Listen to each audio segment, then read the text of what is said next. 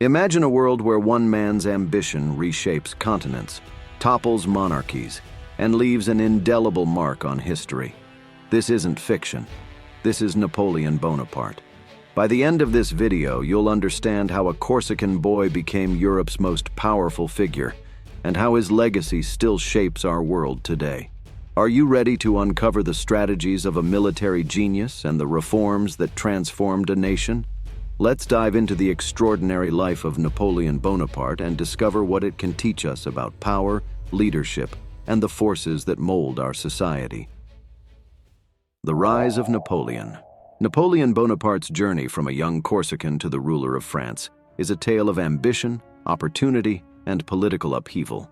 Born on August 15, 1769, in Ajaccio, Corsica, Napoleon entered the world just as his homeland fell under French control.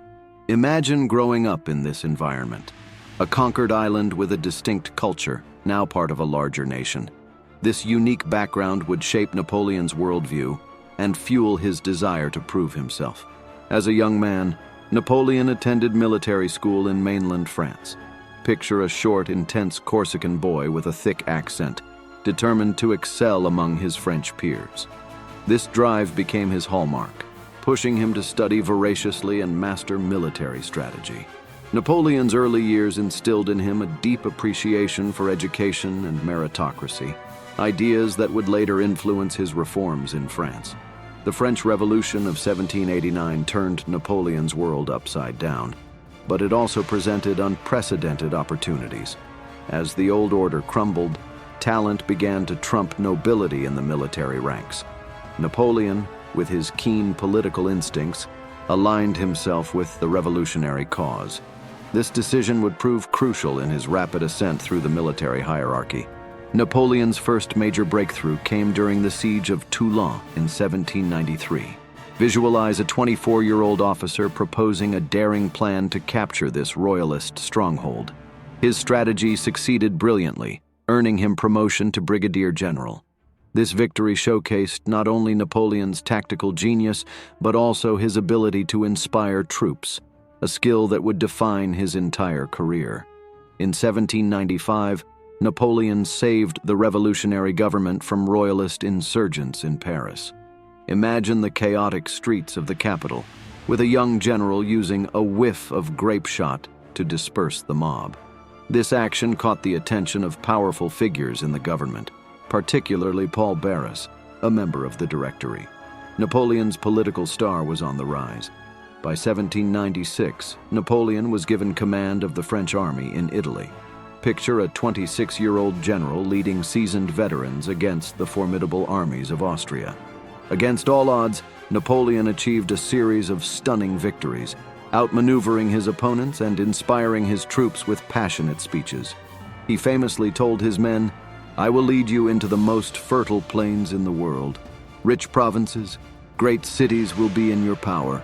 There you will find honor, glory, and riches." These Italian campaigns made Napoleon a national hero in France and demonstrated his unique ability to combine military and political strategy. He negotiated treaties, managed occupied territories, and even began to shape his public image through carefully crafted bulletins sent back to Paris. This period saw the birth of Napoleonic propaganda, as he understood the power of public perception in maintaining support for his campaigns. Napoleon's successes in Italy also revealed his diplomatic skills. He negotiated the Treaty of Campo Formio with Austria in 1797, effectively ending the War of the First Coalition. This treaty showcased Napoleon's ability to translate military victories into political gains, a talent that would serve him well in the years to come. The young general's rising fame and influence began to worry the Directory, the five-man committee that ruled France.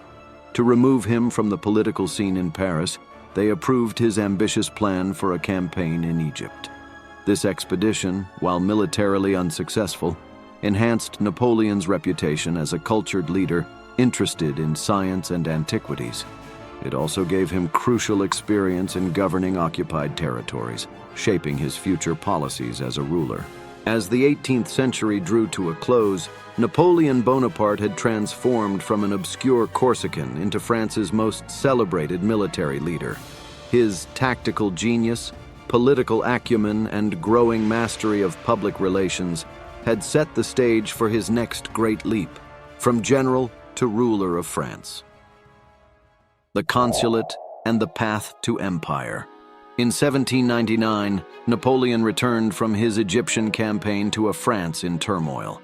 The Directory's corrupt and inefficient rule had left the country exhausted, facing economic troubles and ongoing wars. For an ambitious leader like Napoleon, this instability presented a golden opportunity. On November 9, 1799, 18 Brumaire in the French Revolutionary calendar, Napoleon participated in a coup d'état that would reshape France's political landscape. The halls of power buzzed with tension as soldiers entered the legislature. Napoleon himself narrowly escaped an angry mob of politicians, showcasing both the risks and rewards of his bold move. The outcome was the establishment of the Consulate, with Napoleon as first consul, effectively making him the leader of France. As first consul, Napoleon embarked on a series of sweeping reforms that would leave an indelible mark on French society. He established the Bank of France, bringing stability to the nation's finances.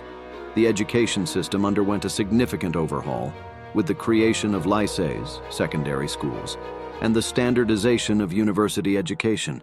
These changes laid the groundwork for a meritocratic system that would foster talent and innovation. Perhaps Napoleon's most enduring domestic achievement was the initiation of the Civil Code, later known as the Code Napoleon. This comprehensive legal framework enshrined principles of equality before the law, freedom of religion, and the abolition of feudalism. The Code's influence extended far beyond France's borders, shaping legal systems across Europe and beyond. Napoleon's reforms weren't limited to civilian life. He reorganized the military, creating a more efficient and professional force. The Legion of Honor, established in 1802, recognized both military and civilian achievements, further blurring the lines between the old nobility and the new meritocracy. In the realm of international relations, Napoleon sought to end France's wars with other European powers. Through a combination of military victories and shrewd diplomacy, he secured a period of peace that allowed him to focus on internal reforms. The Treaty of Amiens in 1802, though short-lived, demonstrated Napoleon's ability to navigate complex diplomatic waters. Despite these successes, Napoleon's rule was not without opposition. Royalist plots and assassination attempts kept him constantly on guard. In response, he developed an extensive network of spies and informants and didn't hesitate to crack down on dissent. This paranoia would later manifest in strict censorship and control of the press. As Napoleon consolidated his power, he began to envision himself as more than just a political leader. The trappings of monarchy beckoned, and in 1804 he took the final step in his ascent. The grand arches of Notre Dame Cathedral bore witness to an unprecedented spectacle. Napoleon crowning himself Emperor of the French, with Pope Pius VII in attendance. This coronation symbolized the birth of the Napoleonic Empire and marked a new chapter in European history. It also revealed Napoleon's mastery of propaganda and public spectacle. The event was immortalized in Jacques-Louis David's massive painting, which depicted not historical accuracy, but the image Napoleon wished to project, that of a self-made emperor, beholden to no one but himself and the will of the French people. The transition from first consul to emperor was met with mixed reactions. Many saw it as a betrayal of republican ideals, while others welcomed the stability and glory Napoleon promised. Regardless of public opinion, one thing was clear: the age of Napoleon had truly begun, and Europe would never be the same. As emperor, Napoleon stood at the helm of a nation transformed. France had emerged from the chaos of revolution as a centralized, efficient state, with a leader whose ambitions stretched far beyond its borders. The stage was set for the next act in this grand historical drama, the Napoleonic Wars that would engulf the continent. The Napoleonic Wars and the Grande ARMÉE. As the 19th century dawned, Napoleon's France stood as the dominant power in continental Europe. However, this supremacy was far from secure. Other European powers, threatened by French expansion and influence, began to form coalitions against Napoleon. These conflicts, known collectively as the Napoleonic Wars, would reshape the map of Europe and revolutionize warfare. At the heart of Napoleon's military success was the Grande Armée. This formidable fighting force represented a revolution in military organization. Divided into flexible corps that could march and fight independently, the Grande Armée could maneuver with unprecedented speed and adaptability. This structure allowed Napoleon to outpace and outmaneuver his opponents, often achieving victory before the enemy could even consolidate their forces. Napoleon's military genius shone brightest in his tactical innovations. He mastered the art of the central position, allowing him to engage multiple enemies separately before they could unite.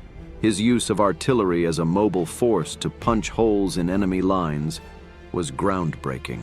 These tactics were on full display at the Battle of Austerlitz in 1805, often considered Napoleon's masterpiece. On that cold December morning, with fog shrouding the battlefield, Napoleon deliberately weakened his right flank, luring the Austro-Russian army into a trap. As the enemy committed their forces, Napoleon launched a devastating attack on their center, splitting their army in two. This victory over numerically superior forces cemented Napoleon's reputation as one of history's greatest commanders. The years following Austerlitz saw Napoleon's empire reach its zenith. His campaigns took him across Europe, from the sun-baked plains of Spain to the frigid steppes of Russia. Each victory expanded French influence and brought new territories under Napoleon's control. By 1810, the French Empire stretched from the Atlantic to the borders of Russia, with Napoleon's brothers and sisters installed on thrones across Europe. However, these conquests also sowed the seeds of resistance. In Spain, what began as a conventional war evolved into a grueling guerrilla conflict that drained French resources and morale. This Spanish ulcer, as Napoleon called it, demonstrated the power of nationalism in resisting foreign occupation, a force that would ultimately contribute to Napoleon's downfall. In 1812, Napoleon embarked on his most ambitious and fateful campaign, the invasion of Russia. Leading the largest army Europe had ever seen, over 600,000 strong, Napoleon marched into the vast Russian interior. Initially successful, the campaign turned into a catastrophe as the Russians adopted a scorched earth policy, denying the French army supplies and shelter. The Battle of Borodino, while technically a French victory, failed to deliver the decisive blow Napoleon needed. The French Pyrrhic victory allowed the Russian army to retreat, preserving their force while the French suffered enormous casualties. When Napoleon finally entered Moscow, he found a city abandoned and set ablaze, denying him his coveted peace treaty. As the brutal Russian winter set in, Napoleon had no choice but to order a retreat. The journey back to France was a nightmare of cold, starvation, and constant harassment by Russian forces.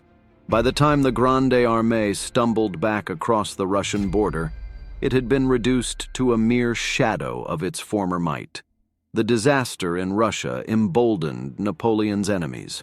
In 1813, Prussia, Russia, Austria, and Sweden formed a new coalition against France. Despite flashes of his old brilliance, Napoleon found himself increasingly outnumbered and outmaneuvered. The Battle of Leipzig, aptly named the Battle of Nations, saw Napoleon face the combined might of the coalition forces. Over 3 days of brutal fighting, involving over 600,000 troops, Napoleon suffered a decisive defeat, forcing his retreat back to France. Throughout these campaigns, Napoleon's diplomatic efforts ran parallel to his military operations. He attempted to solidify his position through a network of alliances and marriages, most notably his union with Marie-Louise of Austria.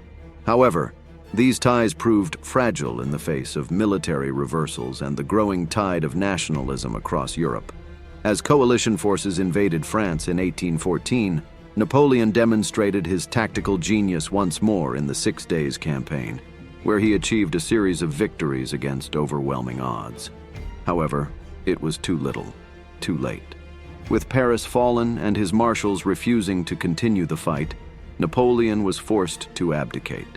The Napoleonic Wars had redrawn the map of Europe multiple times, spread the ideals of the French Revolution, albeit at the point of a bayonet, and demonstrated both the potential and the limitations of Napoleon's military genius. They also set the stage for the final act of Napoleon's career, his brief return to power and final defeat, which would have lasting consequences for France and Europe as a whole. The continental system and administration of the empire. While Napoleon's military campaigns often take center stage in historical accounts, his efforts to reshape Europe extended far beyond the battlefield. The continental system and his administration of the vast Napoleonic Empire were ambitious attempts to cement French dominance and challenge British power. The continental system, initiated in 1806, was Napoleon's grand strategy to defeat his most persistent enemy, Great Britain. Unable to invade the island nation due to British naval superiority, Napoleon sought to strangle it economically. This Europe-wide embargo aimed to close every port from Lisbon to St. Petersburg to British goods. The Berlin Decree of 1806 formalized this policy, declaring a blockade on British trade. Napoleon envisioned a self-sufficient European economy under French leadership, free from British influence. In his own words, "I want to conquer the sea by the power of the land." However, the continental system had far-reaching and often unintended consequences. It hurt European economies as much as Britain's, fostering resentment among Napoleon's allies and subjects. Smuggling became rampant, with even Napoleon's own brothers, now installed as rulers of various European states, turning a blind eye to illicit British trade. Moreover, the system pushed Britain to seek new markets, ultimately strengthening its global trade network. The policy also contributed to Napoleon's decision to invade Portugal and Russia when these nations refused to comply, overextending French military resources. Within the empire, Napoleon proved to be a hands-on ruler with a vision for a modernized, efficient state.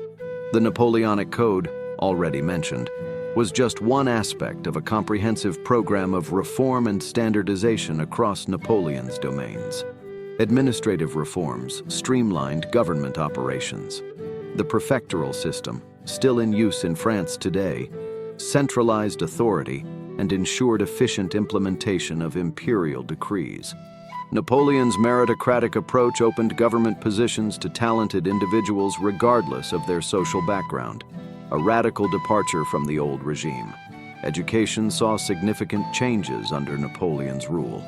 The establishment of lycées and the Imperial University created a standardized education system designed to produce loyal citizens and competent administrators for the empire. These institutions emphasized sciences and mathematics, reflecting Napoleon's belief in the importance of technical knowledge for national progress. In the realm of finance, the creation of the Bank of France brought stability to the nation's monetary system. Napoleon's government also worked to balance budgets and manage war debts, though the constant state of warfare strained these efforts. Public works were another hallmark of Napoleonic administration. Roads, bridges, and canals were constructed or improved across the empire, facilitating trade and military movement. In Paris, Napoleon embarked on ambitious urban renewal projects, earning him the moniker the Builder Emperor. To govern his vast empire, Napoleon often placed his relatives on newly created thrones. The Napoleonic dynasty stretched from Spain to Naples, with Napoleon at its head. While this system ensured a degree of loyalty, it also fostered nepotism and resentment among local populations, who saw these rulers as foreign puppets. Napoleon's rule was not without its darker aspects. Press censorship became increasingly strict, with Napoleon famously remarking, "4 hostile newspapers are more to be feared than 1,000 bayonets." Political dissent was suppressed, and the secret police under Joseph Fouché kept a watchful eye on potential threats to the regime. Despite these authoritarian tendencies, Napoleon's rule brought significant modernization and reform to France and much of Europe. Many of his administrative innovations survived his downfall and continued to shape European governance well into the 19th and 20th centuries. The continental system and Napoleon's administration of the empire reveal a leader with a grand vision for Europe under French hegemony. However, they also expose the limitations of his power and the contradictions inherent in spreading revolutionary ideals through conquest. As Napoleon himself once observed, "I have made all the calculations. Fate will do the rest." Downfall and exile. The year 1812 marked the beginning of the end for Napoleon's grand empire. The disastrous Russian campaign, which we touched upon earlier, set in motion a series of events that would lead to the emperor's downfall. As the remnants of the once mighty Grande Armée struggled back across Europe, Napoleon's enemies sensed blood in the water. Prussia, long humiliated by French dominance, rose in rebellion. Russia, emboldened by its successful defense, pushed westward. Austria, Napoleon's reluctant ally, saw an opportunity to reassert its power. In the spring of 1813, Napoleon hastily rebuilt his army, but the coalition arrayed against him grew stronger by the day. The Battle of Leipzig, aptly named the Battle of Nations, saw Napoleon face the combined might of Russia, Prussia, Austria, and Sweden. For 3 days in October, nearly 600,000 soldiers clashed in the largest battle Europe had seen to that point. Despite flashes of his old tactical brilliance, Napoleon found himself overwhelmed. The defection of his Saxon allies mid-battle proved crucial. As coalition forces closed in, Napoleon ordered a retreat. The Grande Armée's withdrawal turned chaotic when a lone French corporal prematurely blew up the only bridge out of the city, stranding tens of thousands of French soldiers. This defeat shattered the aura of invincibility that had surrounded Napoleon for so long. As coalition forces pushed into France in early 1814, Napoleon conducted a masterful defensive campaign known as the 6 Days Campaign. Outnumbered and outgunned, he nevertheless achieved a series of victories that showcased his enduring military genius. However, the emperor's strategic situation had become untenable. Paris fell to coalition forces on March 31, 1814. With his marshals refusing to continue the fight and political support crumbling, Napoleon was forced to abdicate on April 6th. The man who had once ruled most of Europe was now exiled to the tiny Mediterranean island of Elba. But Napoleon's story was far from over. After less than a year in exile, he made a daring escape from Elba in February 1815. Landing in southern France with a small force, Napoleon embarked on one of history's most remarkable comebacks. As he marched towards Paris, the army sent to arrest him instead rallied to his cause. Marshal Ney, who had promised Louis XVII to bring Napoleon back in an iron cage, ended up joining his former emperor. Napoleon entered Paris in triumph, beginning the period known as the 100 Days. Europe's powers, still assembled at the Congress of Vienna, were thrown into disarray by Napoleon's return. They quickly declared him an outlaw and began mobilizing their armies. Napoleon, knowing that war was inevitable, decided to strike first. In June 1815, Napoleon led his hastily assembled army into Belgium, hoping to defeat the Allied and Prussian armies separately before they could unite. Initial successes at Quatre Bras and Ligny on June 16th seemed to herald a return to form for the emperor, but fate had other plans. On June 18, 1815, Napoleon faced off against the Duke of Wellington's Allied army near the small Belgian village of Waterloo. The battle hung in the balance throughout the day, with both sides suffering heavy casualties. Napoleon's cavalry charges failed to break the Allied squares, while Wellington's forces grimly held on, waiting for Prussian reinforcements under Blücher. As evening approached, the arrival of Blücher's Prussians tipped the scales decisively. Napoleon committed his Imperial Guard in a last desperate attack, but it was repulsed. As the Guard retreated, panic spread through the French lines. "La Garde recule!" "The Guard retreats!" became the cry that signaled the end of an era. Napoleon's defeat at Waterloo was total and final. Returning to Paris, he found no appetite for continued resistance. On June 22, 1815, Napoleon abdicated for the second and last time. His dream of a French-dominated Europe lay in ruins. This time, the victorious Allies took no chances. Napoleon was exiled to the remote South Atlantic island of St. Helena, where he would spend the remaining 6 years of his life. There, under the watchful eye of his British captors, the fallen emperor dictated his memoirs, attempting to shape his legacy for posterity. Napoleon's downfall and exile marked the end of an epoch in European history. The continent he left behind had been irrevocably changed by his ambitions, his conquests, and his reforms. The impact of Napoleon's reign would continue to reverberate long after his death on that lonely Atlantic island. Legacy and lasting impact. Napoleon Bonaparte breathed his last on May 5, 1821, on the windswept island of St. Helena. Even in death, he remained a figure of controversy and fascination. Rumors of poisoning persisted for years, though modern evidence suggests he likely succumbed to stomach cancer. But while the man himself was gone, his legacy continued to shape the world he left behind. Napoleon's impact on France was profound and enduring. The Napoleonic Code, which we've discussed earlier, remained the foundation of French civil law and influenced legal systems around the world. From Louisiana to Latin America, echoes of Napoleon's legal reforms can still be found today. The administrative structures Napoleon put in place, from the prefectural system to the Banque de France, survived his fall and continued to serve as the backbone of French governance well into the 20th century. His emphasis on meritocracy in education and civil service helped shape France into a modern, centralized state.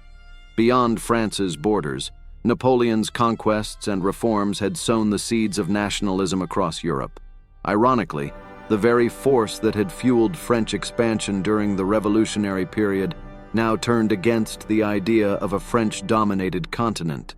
In Germany and Italy, memories of Napoleonic rule spurred movements for national unification later in the 19th century. The Congress of Vienna, convened to restore order to Europe after Napoleon's defeat, redrew the continent's map.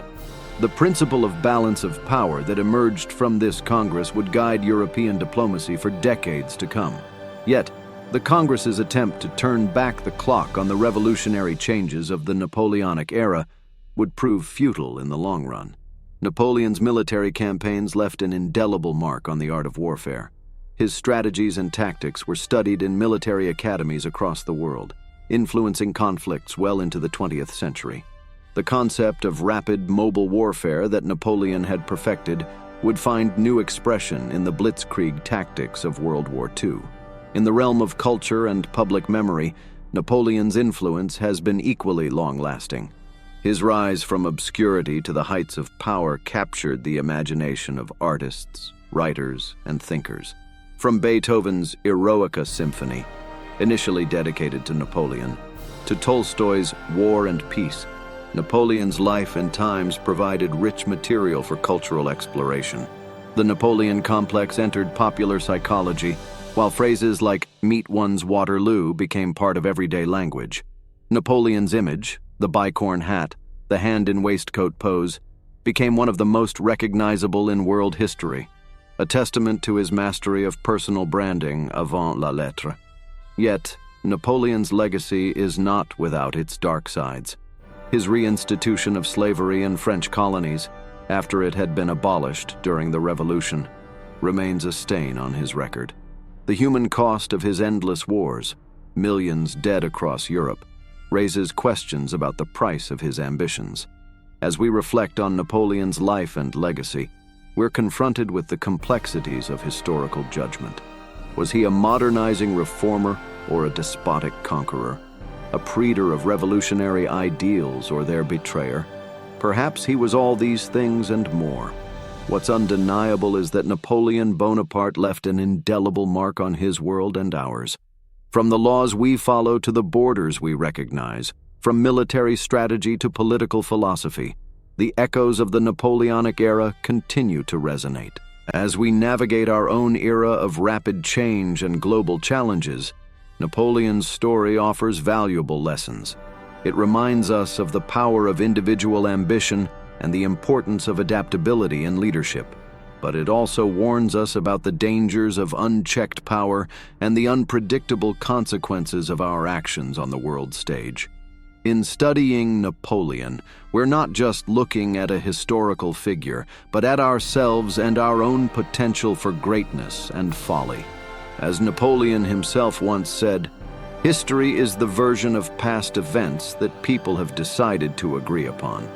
It's up to us to engage critically with this history, to learn from it, and to use those lessons to shape a better future. As we conclude our journey through the life of Napoleon Bonaparte, we will reflect on the lessons that his extraordinary career offers us. Napoleon's rise from obscurity to the heights of power shows us the impact that ambition, talent, and opportunism can have in times of great change. His military genius reminds us of the power of innovation and adaptability in any field. But Napoleon's story is also a cautionary tale about the limits of power and the dangers of unbridled ambition. His final defeat teaches us that even the most powerful can fall when they go beyond their limits. What aspects of Napoleon's story resonate with you? How can you apply your strategic thinking or drive for reform to your own life or work? Perhaps you see parallels between the era of Napoleon and our time of rapid change and global challenges. I encourage you to delve deeper into this fascinating period in history. In fact, if you're interested in understanding the broader context of Napoleon's rise and fall, I recommend checking out our video on the entire history of France, which you'll now see in the screen link. If you liked this video and found it valuable, consider subscribing to our channel and sharing your thoughts in the comments below. Your support, whether through engagement or donations, helps us continue bringing you in-depth historical content like this. Remember, history isn't just about the past. It's a tool for understanding our present and shaping our future. So let's learn from Napoleon's triumphs and failures as we navigate our own challenges and opportunities. Thank you for joining me on this epic journey through the life of Napoleon Bonaparte. Until next time, au revoir.